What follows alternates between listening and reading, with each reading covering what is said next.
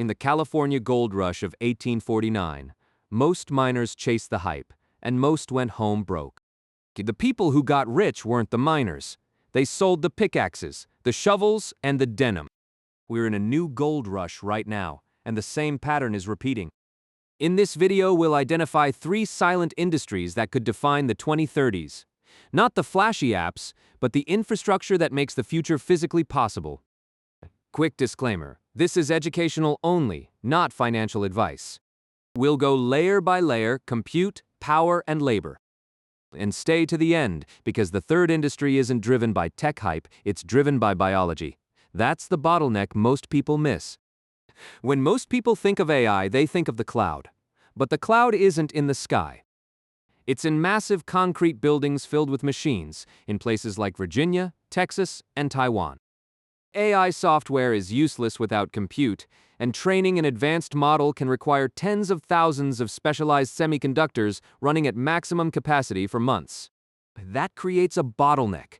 The companies building AI applications are in an arms race to secure compute.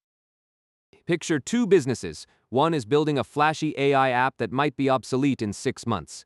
The other sells boring infrastructure, cooling, power delivery, and fiber connectivity. One depends on attention, the other depends on physics. So software has near infinite supply, but semiconductors, high bandwidth memory, cooling systems, and data center real estate have hard physical limits. In the 2030s, whoever controls the bottlenecks tends to hold the pricing power. And here's the twist. This compute boom quietly turns into an energy problem, fast. Industry 2 is the next generation energy grid, because the world is stacking new demands on an old system.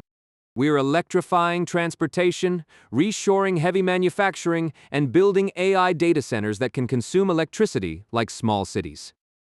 The key idea here is simple. A single ChatGPT query can require nearly 10 times the electricity of a standard Google search. That's why the compute story becomes a grid story. The future doesn't run on vibes. It runs on watts. Our grid was built for the 20th century. It's aging, fragile, and not prepared for a tidal wave of demand. Solar and wind matter, but they're intermittent. The sun doesn't always shine.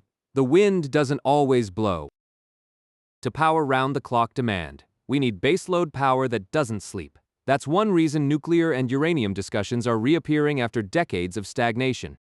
The other quiet pillar is grid hardware. Transformers, switchgear, and high-voltage lines. Heavy equipment nobody tweets about, but everything depends on. If the grid can't expand, the future gets put on hold.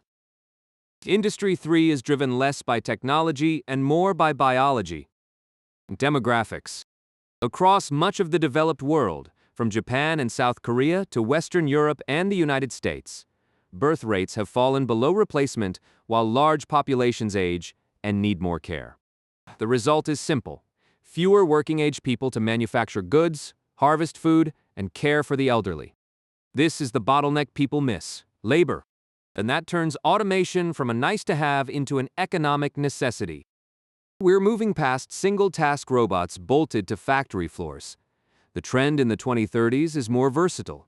AI-driven automation that can operate in messy, real environments.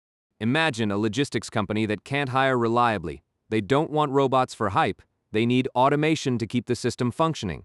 And the same pickaxe logic applies here. The smarter way to think about robotics isn't betting on one startup. It's the ecosystem. Actuators, sensors, machine vision, and the hardware stack that makes physical intelligence work. So here's the recap. AI's physical layer. Chips, data centers, cooling, and fiber. Real bottlenecks. The energy grid. Baseload power. Plus hardware like transformers and transmission. Demographics, automation, and robotics as necessity, plus the ecosystem behind them. We're not trying to pick the next gold miner. We're identifying the modern pickaxes. You don't need to pick the winning horse if you own the racetrack. Broad, diversified ETFs that cover semiconductors, infrastructure, and automation can express these themes without single company risk. In an upcoming video, we'll break down how people structure long-term allocations around these themes in a tax-aware way, still focused on principles, not stock picks. If that interests you, consider subscribing. Thanks for watching.